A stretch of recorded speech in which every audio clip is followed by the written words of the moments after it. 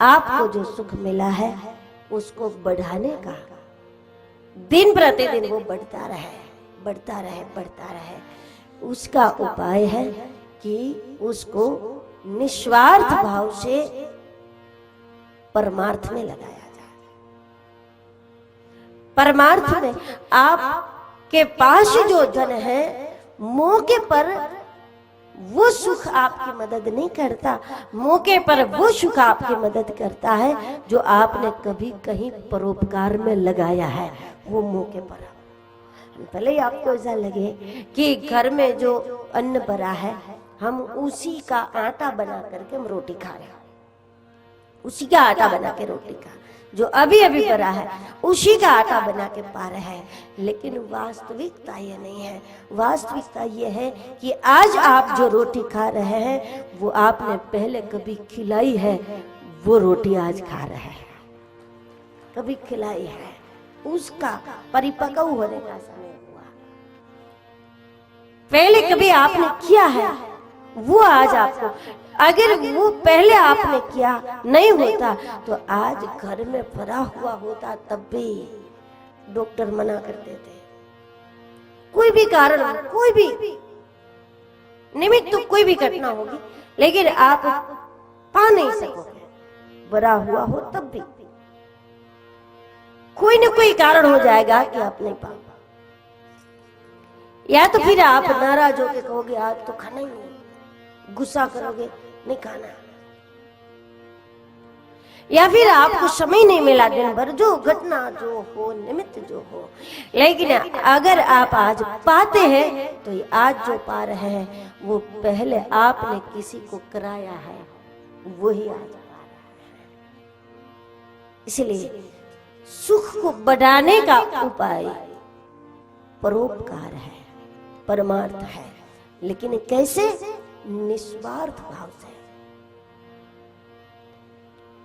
उस दृष्टि से आपको नहीं करना है कि आज मैं खिलाऊं तो कल मुझे मिल जाए, परसों मुझे, आगे मुझे मिल जाए। आप निस्वार्थ रहो, तब भी जो करोगे उसका परिणाम तो मिलेगा ही मिलेगा। इसलिए हमें भविष्य में प्राप्त करने की वृत्ति से भी नहीं करना है। देखो, भविष्य में आपको मिले इसके लिए आज आप परमार्थ करोगे तो क्या होगा, तो आपको भविष्य में मिलेगा। चलो, उस दृष्टि से आज आप किसी को कुछ दो कि मुझे भविष्य में मिले, उस भाव से आपने दिया है तो आपको भविष्य में मिलेगा। चलो, लेकिन भविष्य में मिले न मिले इसकी कोई परवाह किए बिना प्रभु ने मुझे दिया है और इसका सदुपयोग मुझे करना है, ऐसा समझ करके आप करोगे। इससे क्या होगा? इससे आपने जो दिया है तो भविष्य में आपको मिलेगा तो जरूर, लेकिन एक दूसरी वस्तु मिलेगी, दूसरी एक वस्तु मिलेगी।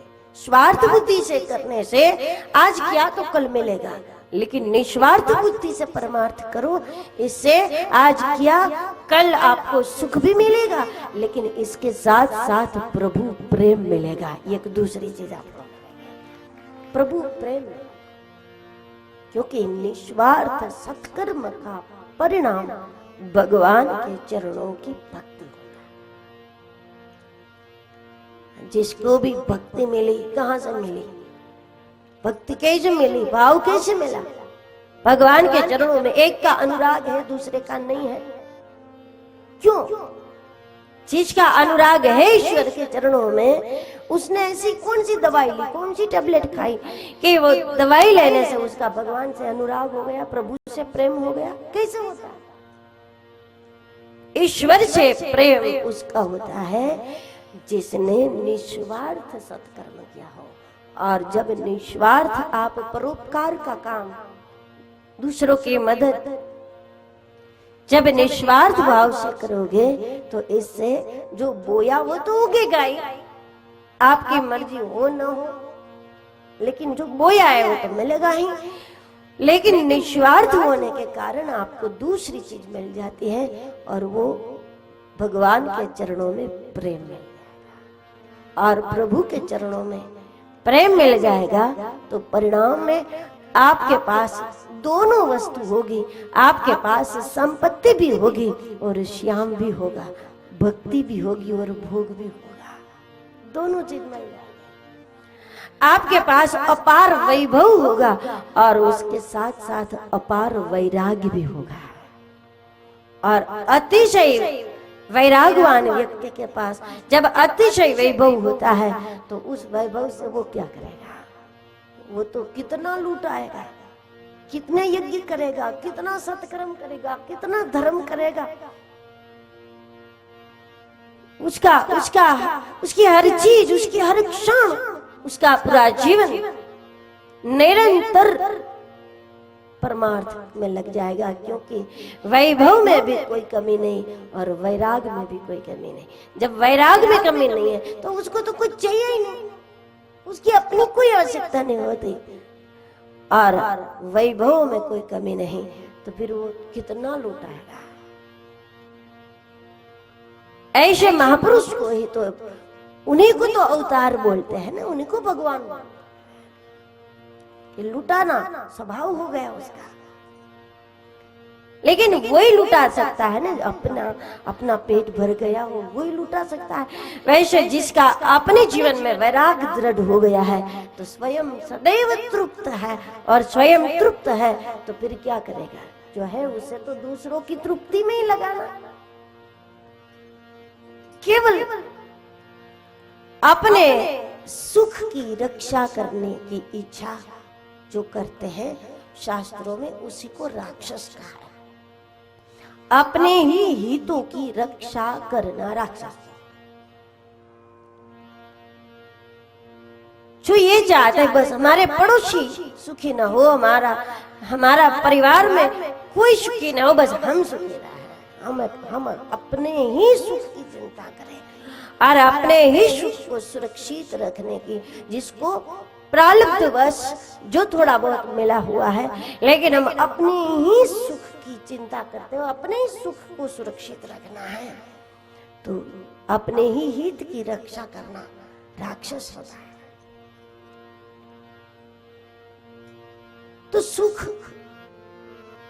तब हम सबको मिल सकता है, क्योंकि सुख के विषय में प्रारब्ध दखल नहीं करता।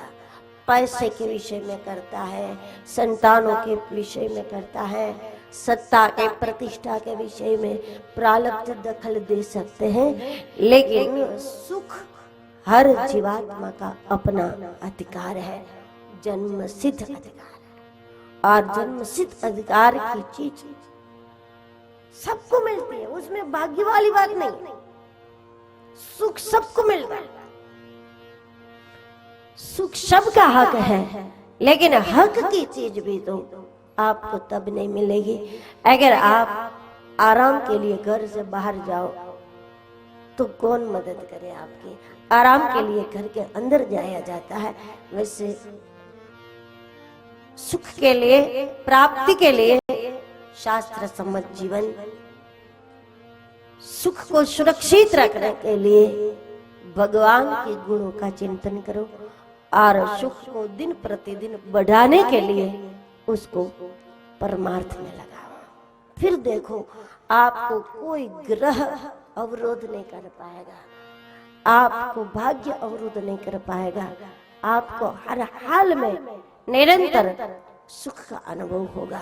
और ऐसी सुख की चाबी प्राप्त करने के लिए आज के इस अवसर पर, इस तीर्थ धाम नांदेड़ में, इस गुरु भूमि में हम भागवत भुवन में प्रवेश करते हैं, क्योंकि श्रीमद् भागवत ऐसा है, ये सुखदेव जी महाराज ने सुनाया है, इसलिए भागवत की भाषा परमहंसों की भाषा है।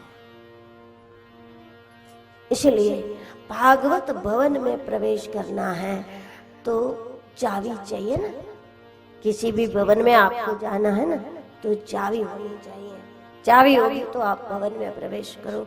श्रीमद् भागवत ऐसा भवन है कि अगर चाबी आपके पास नहीं है ना तो क्या होता है, 50 बार पढ़ लोगे, 100 बार पढ़ लोगे, लेकिन आपको भागवत में श्याम की अनुभूति नहीं होगी, आपको पर प्रभु की अनुभूति नहीं होगी, आपको तत्व दर्शन नहीं होगा, क्योंकि भागवत की परिक्रमा लगाई है आपने।